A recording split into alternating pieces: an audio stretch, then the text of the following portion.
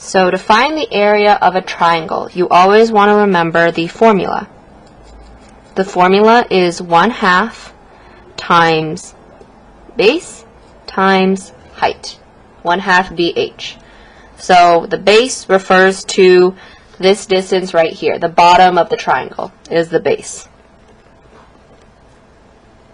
Okay, we multiply the base times the height, and the height is always defined as the distance from the base to whatever the tallest point of the triangle is. So in this case, it's a dotted line that I drew on the triangle. This is our height.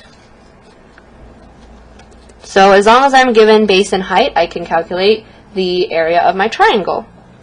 So my example here, I have a triangle. Okay, I know that the base is 6 and that the height is 4. So I can write down my formula, 1/2 BH. I plug in my base value, base is 6. I plug in my height value, height is 4. And then it's all multiplication. When they're written next to each other, that means multiplying. So I multiply left to right, multiply left to right.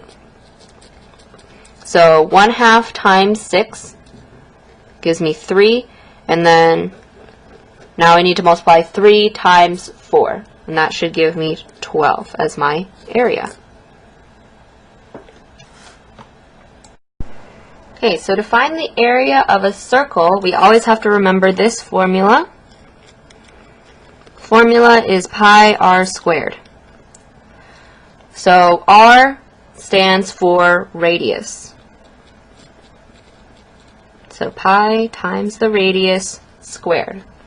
So the radius I drew right here, it is the distance from the middle of the circle to the outside edge. So I wrote a little r here to symbolize radius. So if I was given a circle and I wanted to find the area, and they told me that the radius was 3, I would use the formula pi r squared, and I would plug in my radius value. So pi times 3 squared. When you're calculating this, you always have to calculate the exponent first. That is our order of operations. So calculate the exponent first. 3 squared gives us 9. And then from this point, you want to find out what form they want you to give the answer in. So there's 2 ways that you could write the answer. The first way that you could write answers is in terms of pi. So this just means that right here, we don't need to multiply pi times 9. We just keep the symbol in our answer. So this means that my answer would be 9 pi. The number always goes first. So 9 pi. The second way that we could write the answer is they might ask you to round to the nearest decimal. So let's say we had to round to the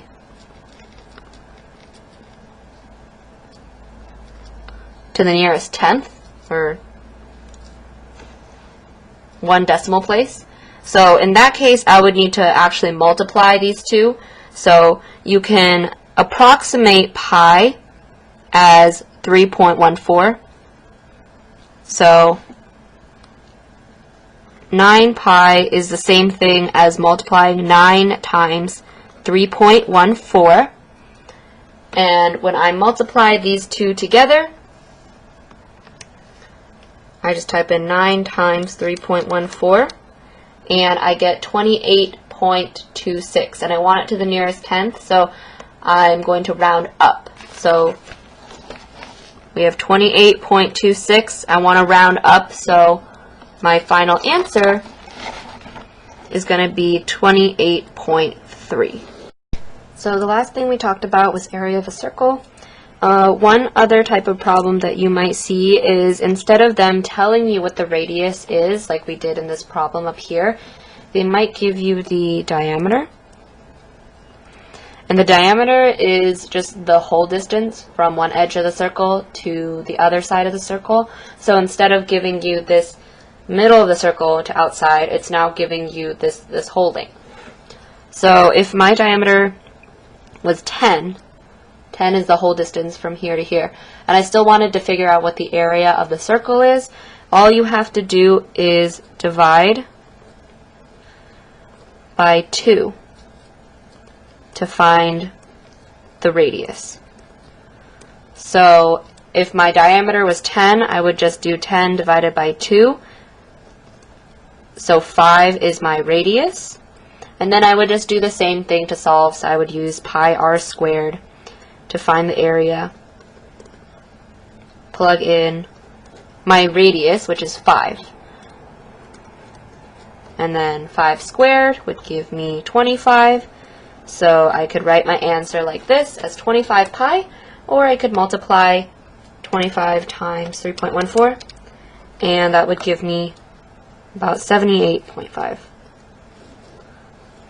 So again, if they give you diameter, that means the whole distance, the whole length, and you just divide it by 2 and use this value as your radius.